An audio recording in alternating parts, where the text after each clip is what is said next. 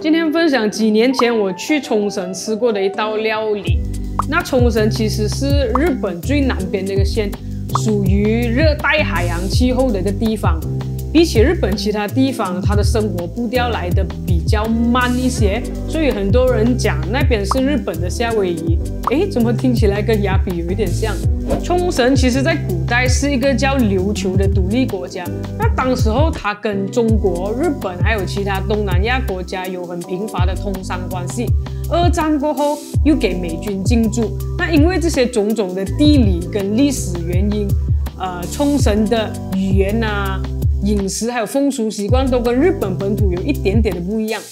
今天我想要分享的塔可饭，其实就是一道外来文化跟本土文化深度融合的代表料理。那说这个塔可饭的由来啊，刚刚有说到二战之后美军进驻了冲绳，那美军当年在加州训练的时候就迷上了这个墨西哥的小吃塔可。那去到冲绳过后，他们很想念这道料理，就拜托冲绳当时的店家为他们制作。可是玉米饼在冲绳来讲是比较难找，所以他们就用米饭来代替玉米饼。从此这道料理就风靡了冲绳，甚至整个日本。后来美国人又把它带回去了美国洛杉矶。这一道墨西哥的小吃由它的发源地出发，去到美国，又去到日本，再回到去美国，今天来到了沙巴。所以说食物真的是文化交流最直接的媒体。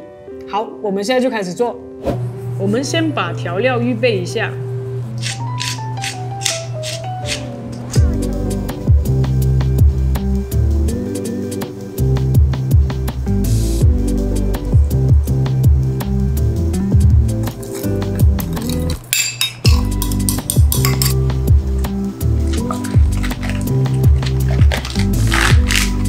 再把配料切一切。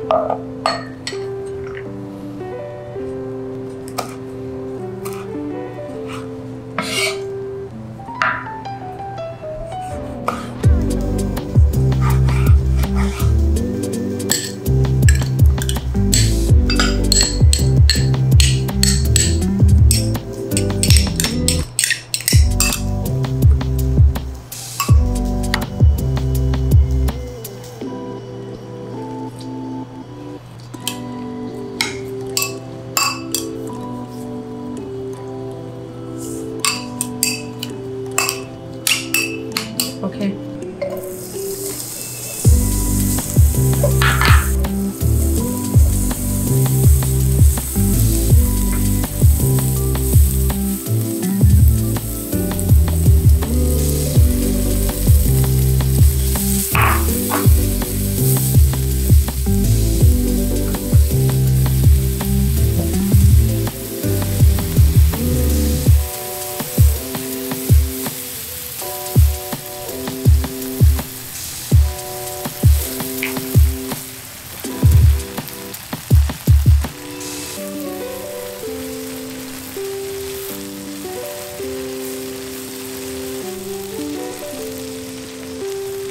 不要炒得太干，大概这样子就可以了。现在可以摆盘了。